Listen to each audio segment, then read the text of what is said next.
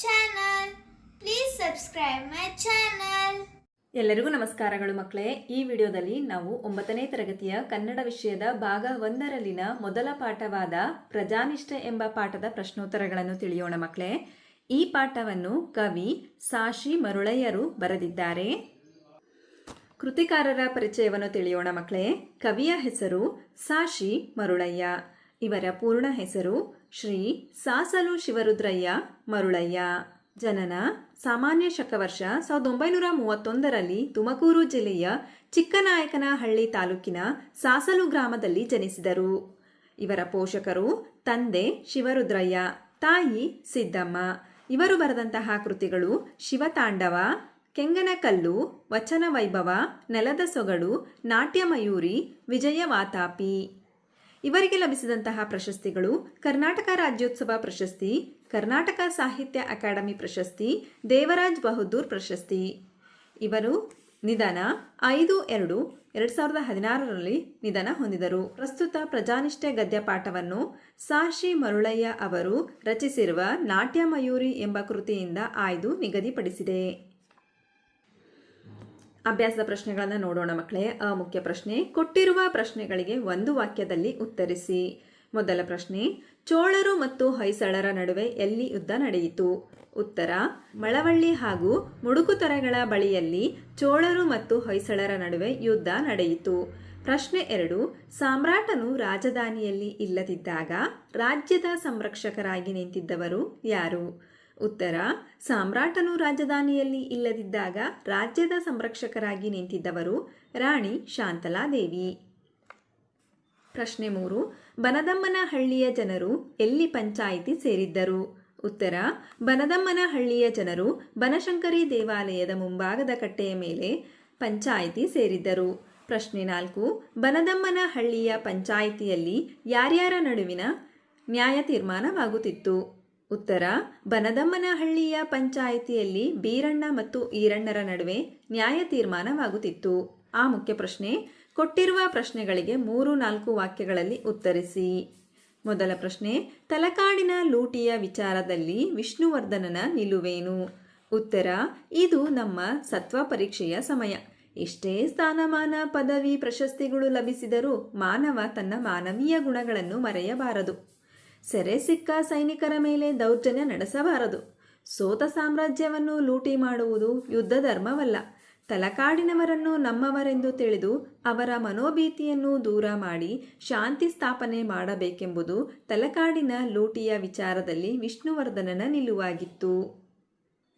ಪ್ರಶ್ನೆ 2, ಬನದಮ್ಮನಹಳ್ಳಿಯ ದೇವಾಲಯದ ಮುಂದೆ ಯಾವ ವಿಚಾರವಾಗಿ ಚರ್ಚೆ ನಡೆದಿತ್ತು? ಉತ್ತರ, ಬೀರಣ್ಣ ತನ್ನ ಹಳ್ಳಿ ಹೊಲವನ್ನು ಈರಣ್ಣನಿಗೆ 2 ವರ್ಷಗಳ ಹಿಂದೆ 108 ಹೊನ್ನಿಗೆ ಮಾರಿದ್ದನು. ಈರಣ್ಣ ಹೊಲವನ್ನು ಉಳುಮೆ ಮಾಡುವಾಗ ಒಂದು ಕೊಪ್ಪರಿಗೆ ಬಂಗಾರ ಸಿಕ್ಕಿತ್ತು. ಅದನ್ನು ಈರಣ್ಣ ಪೂಜೆ ಮಾಡಿ ಬೀರಣ್ಣನ ಮನೆಗೆ ತೆಗೆದುಕೊಂಡು ಹೋಗಿ, ಈ ಕೊಪ್ಪರಿಗೆಯ ಬಂಗಾರ ನಿನ್ನದು, ನಿನ್ನ ಹೊಲದಲ್ಲಿ ಸಿಕ್ಕಿದೆ, ನಿನ್ನ ಪೂರ್ವಜರು ನಿನಗಾಗಿ ಇಟ್ಟಿದ್ರು ಅನಿಸುತ್ತೆ, ತೆಗೆದುಕೋ ಎಂದನು. ಆಗ ಬೀರಣ್ಣ ಹೊಲವನ್ನು ಮಾರಿದ ಮೇಲೆ ಆ ಹೊಲದಲ್ಲಿ ಸಿಕ್ಕ ಸಂಪತ್ತು ನಿನಗೇ ಸೇರಬೇಕೆಂದು ಈರಣ್ಣನಿಗೆ ಹೇಳುತ್ತಾನೆ. ಈ ವಿಚಾರವಾಗಿ ಬನದಮ್ಮನಹಳ್ಳಿಯ ದೇವಾಲಯದ ಮುಂದೆ ಚರ್ಚೆ ನಡೆದಿತ್ತು. ನಂತರ ಪ್ರಶ್ನೆ 3, ದೈವದವರ ತೀರ್ಪಿನ ಬಗೆಗೆ ಶಾಂತಲೆಯ ಅಭಿಪ್ರಾಯವೇನು?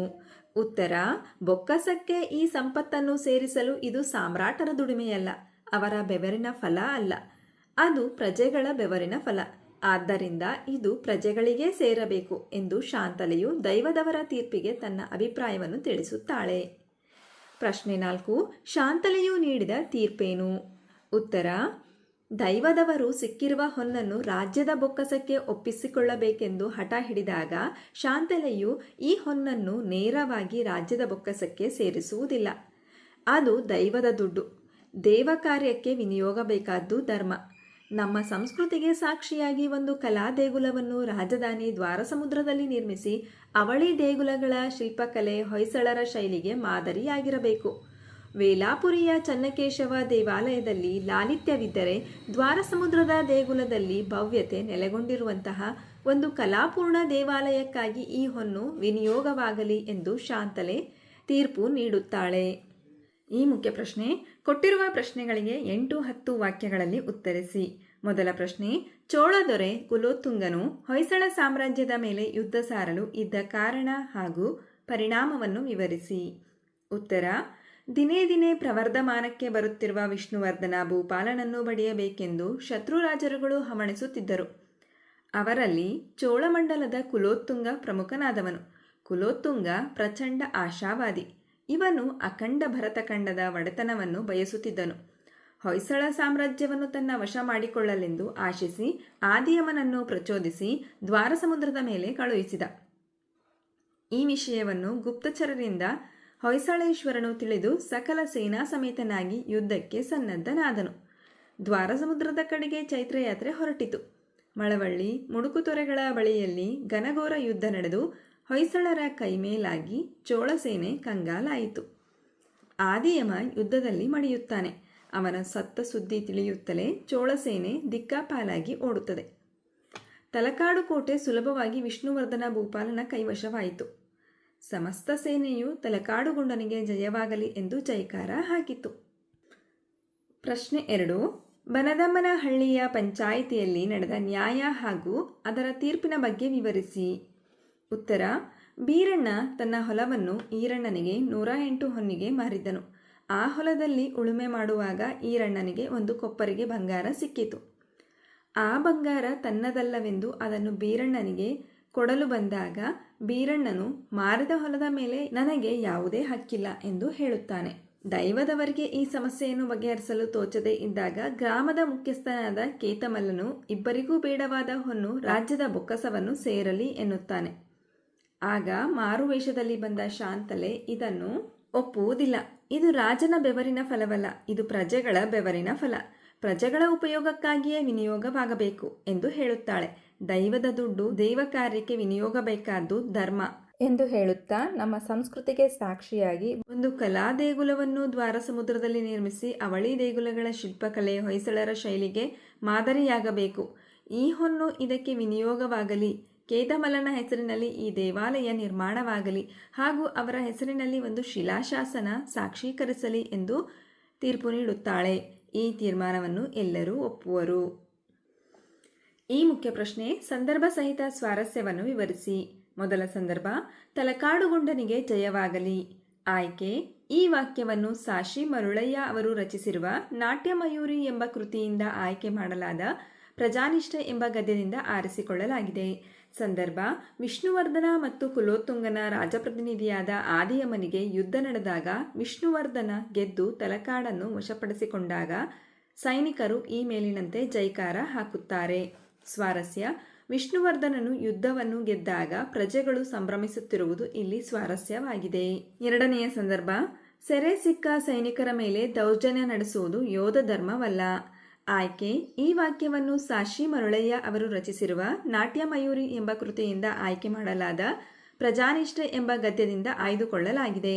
ಸಂದರ್ಭ, ವಿಷ್ಣುವರ್ಧನ ಹಾಗೂ ಆದಿಯಮನಿಗೆ ಯುದ್ಧ ನಡೆದಾಗ ವಿಷ್ಣುವರ್ಧನ ಯುದ್ಧವನ್ನು ಗೆಲ್ಲುತ್ತಾನೆ. ಆದಿಯಮ ಮರಣ ಹೊಂದುತ್ತಾನೆ. ಆಗ ವಿಷ್ಣುವರ್ಧನನ ಸೈನಿಕರು ತಲಕಾಡನ್ನು ಲೂಟಿ ಮಾಡಲು ಮುಂದಾದಾಗ ಮೇಲಿನ ಮಾತನ್ನು ವಿಷ್ಣುವರ್ಧನ ಸೈನಿಕರಿಗೆ ಹೇಳುತ್ತಾನೆ. ಸ್ವಾರಸ್ಯ, ವಿಷ್ಣುವರ್ಧನನ ಮಾನವೀಯ ಗುಣಗಳು ಹಾಗೂ ಹೃದಯ ವೈಶಾಲ್ಯತೆಯು ಇಲ್ಲಿ ಸ್ವಾರಸ್ಯಕರವಾಗಿದೆ. ಮೂರನೆಯ ಸಂದರ್ಭ, ತಂಬುಲ ಉಗಿದ ಮೇಲೆ ಮತ್ತೆ ಎತ್ತಿ ಬಾಯಿಗಾಕೊಳ್ಳೋ ಕೆಟ್ಟತನ ಬ್ಯಾಡ. ಆಯ್ಕೆ, ಈ ವಾಕ್ಯವನ್ನು ಸಾಶಿ ಮರುಳಯ್ಯ ಅವರು ರಚಿಸಿರುವ ನಾಟ್ಯಮಯೂರಿ ಎಂಬ ಕೃತಿಯಿಂದ ಆಯ್ಕೆ ಮಾಡಲಾದ ಪ್ರಜಾನಿಷ್ಠೆ ಎಂಬ ಗದ್ಯದಿಂದ ಆಯ್ದುಕೊಳ್ಳಲಾಗಿದೆ. ಸಂದರ್ಭ, ಬೀರಣ್ಣ ಈರಣ್ಣನಿಗೆ ಹೊಲವನ್ನು ಮಾರಿ 2 ವರ್ಷದ ನಂತರ ಹೊಲದಲ್ಲಿ ಕೊಪ್ಪರಿಗೆ ಹೊನ್ನು ಸಿಕ್ಕಿತು. ಈರಣ್ಣ ಬೀರಣ್ಣನ ಮನೆಗೆ ಹೋಗಿ ಆ ಹೊನ್ನನ್ನು ತೆಗೆದುಕೊಳ್ಳಲು ಹೇಳಿದಾಗ ಹೊಲ ಮಾರಿದ ಮೇಲೆ ನನಗ್ಯಾವುದೇ ಹಕ್ಕಿಲ್ಲ ಎನ್ನುತ್ತಾ ಈ ಮೇಲಿನ ಮಾತನ್ನು ಬೀರಣ್ಣ ಹೇಳುತ್ತಾನೆ.